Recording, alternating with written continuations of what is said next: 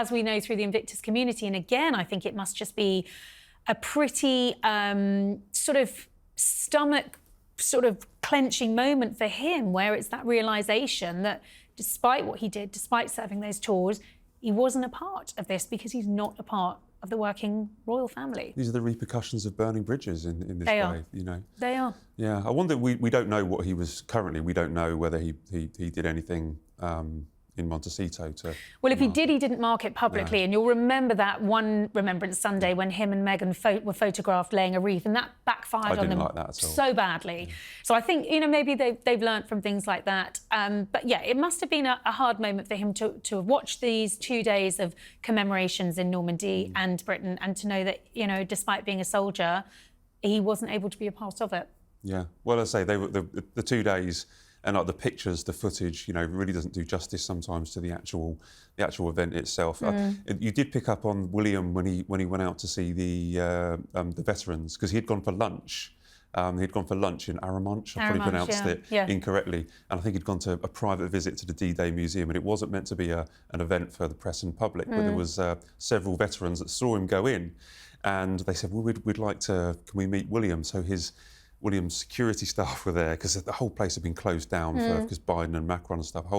The place was security everywhere, and so they looked around and thought, OK, it wasn't meant to happen. And William said, I'd quite like to go out and meet those veterans. And it was a really nice little moment. I love that spontaneity about the Prince of Wales, and I think we've both been on tours and visits when he'll make a detour. He'll spot someone in the crowd, or he'll see a poster, or he'll see something, he'll be drawn to it, and he's not afraid to go off-piste when it comes to his schedule sometimes. And I think that's when you get lively copy, it's when you get great pictures, and it's when you get the best stories.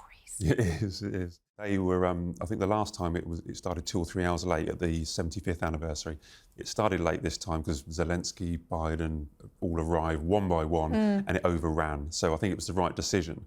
And the right decision, you know, William was an able stand-in. But also, I was in the stand because there's a little kind of makeshift arena that they had built. And there was lots of children there. There was lots of French school children, they were. And when Zelensky came in, he got a big cheer, obviously. But when William came in, there were gasps and cheers.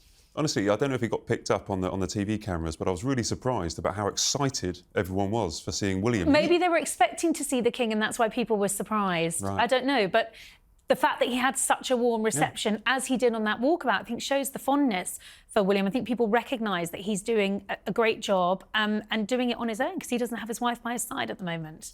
Right, talking of best stories, should we talk about some of your best stories? Not stories you've written, but stories that you can remember. OK. So we have some regular quick-fire questions. Oh, God, you're going to put me on the spot now. OK, go on. No, these are perfectly fine, honestly. Right, so firstly, if you were to have a dinner party with 3 members of the royal family, past or present, who would you invite and why? I don't have to restrict it to 3. If you've got 4 or 2, you can say whatever you leave. Well, I mean, obviously, the late Queen Elizabeth, I would love to reincarnate her and be able to have a wonderful dinner with her, because when you consider everything that the Queen saw over her reign, she did have the most extraordinary perspective and insight, and just think she would have been wonderful to have met.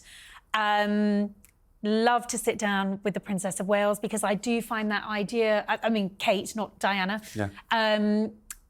You know, that idea of the commoner who just happened to fall in love with a prince, marry into the most famous family in the world, inherit that iconic, weighty title of the Princess of Wales. And I think she would be absolutely fascinating to sit down with.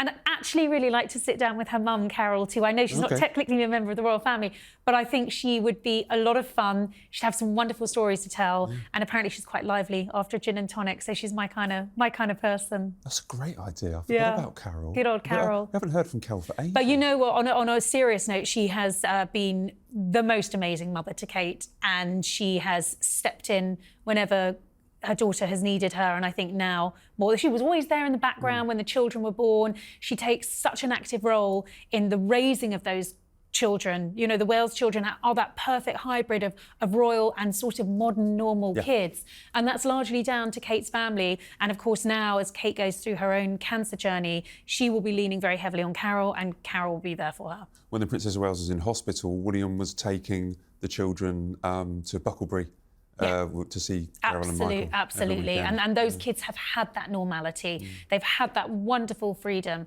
with the Middleton family, and I think that's why they will be very well-rounded and happy children. Carol Middleton's a great shout. She's great. That's a great shout. Well done.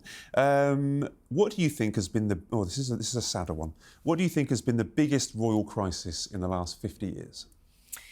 Well, I think when you consider, Matt, what you and I have covered over the last sort of 4 years or since the death of the Duke of Edinburgh, it's not been a crisis as such, but it has been a massively transformative period for the royal family.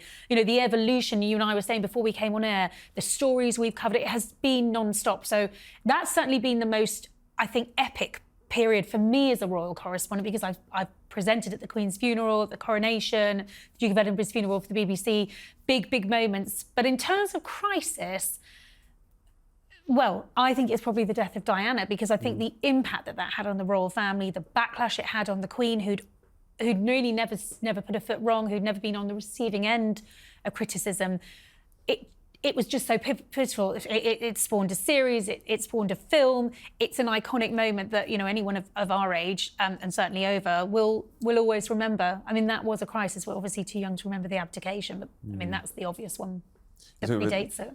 It's you mentioned earlier about the last 4 years. It's an era. Yeah. There doesn't seem to be one kind of thing. It's an era that's stretched over 4 or 5 years. And with the death of Queen Elizabeth II, I thought that might be a crisis, but it didn't. There was almost like a seamless. It was. Into the king, and now we accept that he's the king and he's King Charles. There were people. Which that I think is why, Matt, it makes his illness and the fact that he, for briefly, had to sort of take his foot off the pedal when he was so clearly wanting to be in his stride as king, tough. And I'm so pleased that he's been able to do D-Day. It's going to be wonderful to see him at Trooping.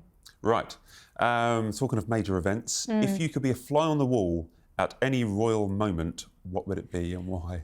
OK, so I'd quite like to have been a fly on the wall at the Sandringham Summit when everything was being... because that must have been a pretty tense moment.